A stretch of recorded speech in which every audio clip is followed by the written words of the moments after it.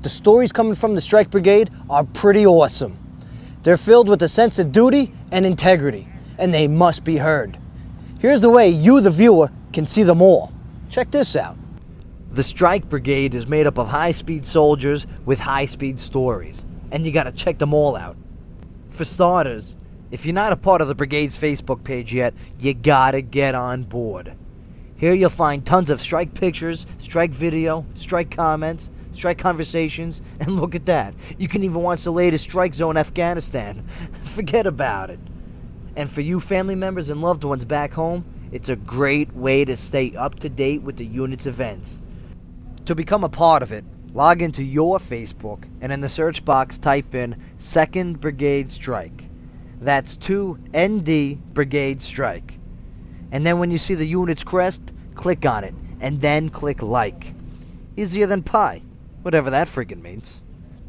Also, read up on the weekly history of the Strike Brigade with Strike Honors. Here you'll read about the ones who paved the way for today's strike soldiers, from the Second World War to Vietnam, the Middle East, and everything in between. Make sure you read up on your strike history. Look for it at your base, on the Strike portal, and on the Brigade Facebook page. And you gotta look for your copy of the Brigade's magazine, The Heartbeat, which is a monthly publication that is cover-to-cover strike. You're gonna love this thing. In it, you'll find the strike pictures and strike stories of your strike soldiers, useful information, and even words from Strike 6 himself. Absolutely, sir. You can soon find it at your base, on the Strike portal, and on the Brigade's Facebook page. Get your copy today. Heroes are people who continue their mission, even in the face of danger. Not too long ago, Argandab OCCD saw such a person. Here's this episode's Hero of the Day. On a daily basis, I maintain communications throughout the brigade. I set up OE-254 antennas, make sure that vehicles can talk, that the talk can talk with all the battalions out and the respected cops and FOBs.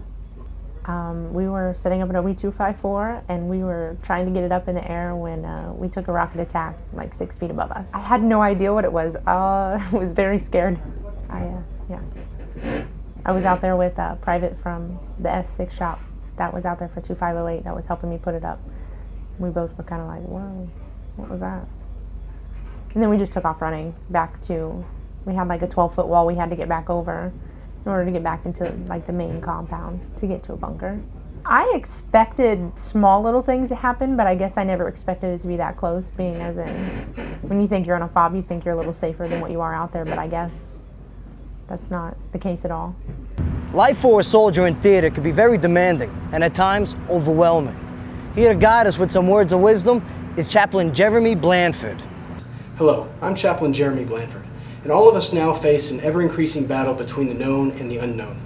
By coming to this place, we have each abandoned that with which we are comfortable in order to be confronted by the uncomfortable, the unknowns of our new environment, coupled with the difficulties and challenges of combat. For many of us, our worst fears are thrown into our faces. The very things in which we took comfort only a short time ago are now the uncertainties we face on a daily basis. It is in our thoughts that the real battle is waged. Whether to succumb to fear or to struggle against it, for most, the battle instills a constant vigilance and a drive to fight off complacency. But for some, these thoughts become an unbearable burden that leads to despair. So what is that inspires hope when all seems lost and our efforts in vain? Look to the history. The Civil War began less than 2 months after Lincoln was inaugurated president. It wasn't until the Battle of Gettysburg, over 2 years into the war, that the tide began to turn for Union troops. President Lincoln confided, "I have been driven many times upon my knees by the overwhelming conviction that I had nowhere else to go." It is true that the religious can fall just as easily into despair as those with an immature faith or those with no faith at all. But true hope is found in a deep and abiding faith in the sovereignty of God. And this can only be seen as an asset for long-term crisis resolution. Those that live by the sense of God being in control, despite temporary evidence to the contrary, are those same people that are searching for the big picture to better understand the meaning of events in their lives. Understanding your crisis means looking beyond the immediate disaster, not merely into the events and experiences that brought you to this point, but more importantly, what lessons can be learned for your future. I say again, it is not your present circumstances which defines you or your future potential, but rather what you do with those circumstances. God said, "It is not good that man should be alone." And whether speaking of a spouse or a friend, it is unlikely that you can truly be successful through a crisis if endured alone. Only the spiritual and social support you receive spells the difference between positive crisis resolution and potential long-term disastrous effects. I share with you this final thought from 2 Corinthians. Therefore, we do not lose heart. Though outwardly we are wasting away, yet inwardly we are being renewed day by day. For our light and momentary troubles are achieving for us an eternal glory that far outweighs them all. So we fix our eyes not on what is seen, but on what is unseen. For what is seen is temporary, and what is unseen is eternal.